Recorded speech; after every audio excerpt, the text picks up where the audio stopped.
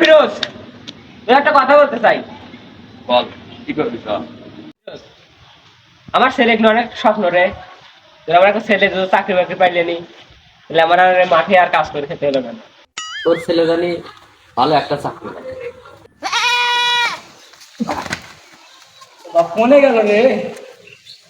I বন্ধু আয়, খুঁজে দিই। বন্ধু রে তো বাবু বেটা, আবার তোমার মাঠে ঘাটে আর তোমার কাম কাজ করে খাওয়া লাগবে না। তুমি এমনি খালি বসে থেকে খাইবে আর ঘুরবে। ফিরোজ, বলছিলাম না একদিন যে আমার ছেলে একদিন বড় হয়ে অনেক কিছু করে খাবে। আচ্ছা, ওটা বলো তো একটু, তুমি কি করছো? আবার তোমার যত জমি জমা আসছিল, বাইরে আসছিল, সব বেশি সাফ করে দিচ্ছি। বন্দি কয় কি রে?